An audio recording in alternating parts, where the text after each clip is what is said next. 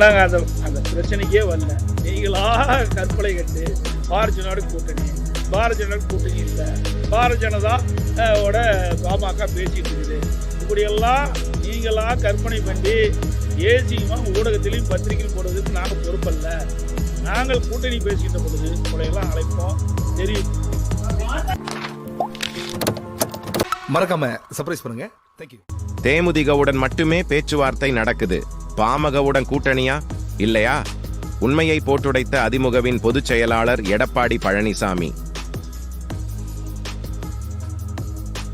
சென்னை எழும்பூரில் உள்ள சீராஜ் ஹாலில் அதிமுக சார்பில் ரமலான் இப்தார் நோன்பு திறப்பு விழா நடைபெற்றது.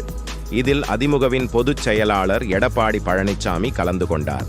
அப்போது பேசிய அவர், அதிமுக ஆட்சியில் சட்டம் ஒழுங்கு காக்கப்பட்டது, சிறுபான்மை மக்கள் அச்சமின்றி இருந்தார்கள்.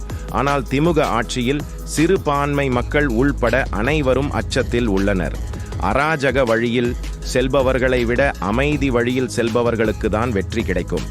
இது நான் பேசுவது நபிகள் நாயகம் பற்றித்தான், தமிழ்நாட்டு அரசியல் பற்றி இல்லை. நாங்கள் பலமான கூட்டணி அமைத்துள்ளோம், தமிழ் மக்களுடன் கூட்டணி அமைத்திருக்கிறோம் என கூறினார்.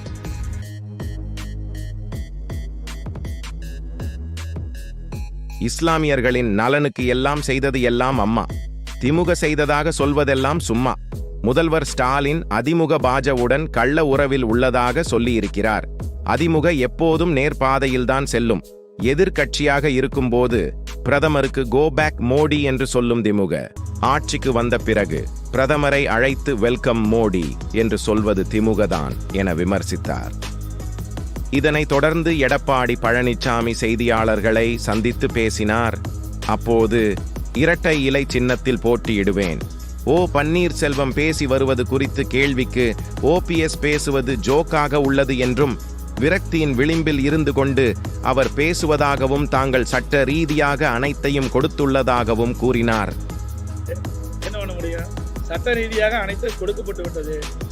ஏதோ விரக்தியின் விளிம்பில் பேசிட்டு இருக்காரு. ஆக யார் வேணாலும் போடலாம் கோர்ட்டில். ஆனால் எது சரி எது சரி என்பது நீதிமன்றம் அளிக்கும். நீதிமன்றத்தில் இருக்கிறதுனால முழுமையான கருத்து சொல்ல முடியும். ஆனால் நாளைக்கு அது வர இருக்குது கோர்ட்டில்.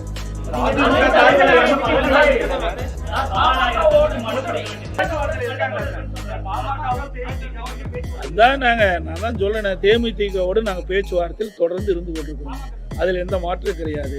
பாமகவோடு நாங்கள் பேச்சுவார்த்தை நடத்துகின்ற சூழ்நிலை ஏற்படுகின்ற பொழுது இந்திய அண்ணா திராவிட முன்னேற்ற கழகம் நாடாளுமன்ற 2014 2019 வரைக்கும் இருக்கிறாங்க. பல்வேறு பிரச்சனை தமிழ்நாட்டில் வரும்போது தமிழ்நாட்டு மக்களுக்காக, ஓட்டு போட்ட மக்களுக்காக அந்த மக்களுடைய குரல் நாடாளுமன்றத்தினுடைய ஒலிக்கப்பட்டது. அனைத்து இந்திய அண்ணா திராவிட முன்னேற்ற கழகம் நாடாளுமன்ற இதுக்கு நேற்றே நான் தெளிவாக விளக்கம் கொடுத்துட்டேன். எங்களுடைய அண்ணன் அன்புராஜா எப்படி பேசினார்னு போய் நாடாளுமன்றத்தில் எடுத்து பார்த்து தெரிஞ்சுக்கங்க. பத்திரிகையிலையும் வந்திருக்குது. இதே 2010 மத்தியில் காங்கிரஸ் ஆட்சி திமுக கூட்டணி அங்கே வச்சுது. அப்போ சட்டமன்றத்தில் என்ன பேசுனாங்க? சிஏ சட்டத்தால் இஸ்லாமியர்களுக்கு எந்த பாதிப்பும் இல்லை. நேற்றே தினமலர் பத்திரிகை எடுத்து காட்டினேன். 2020 ஹலோ ஏஃபம் அந்த இதில் பேட்டி கொடுக்கும்போது இந்த சிஏ சட்டத்தால் இந்த பொதுச் செயலாளர், திமுகவுடைய பொதுச் செயலாளர் அந்த பேட்டியில் கொடுக்கும்போது சிஏ சட்டத்தால் இஸ்லாமிய பாதிக்கப்பட மாட்டால் பேட்டி கொடுத்துருக்குறாங்க. ஆக அவங்களாம் இரட்டை நிலை எடுக்கிறாங்க. அதிமுக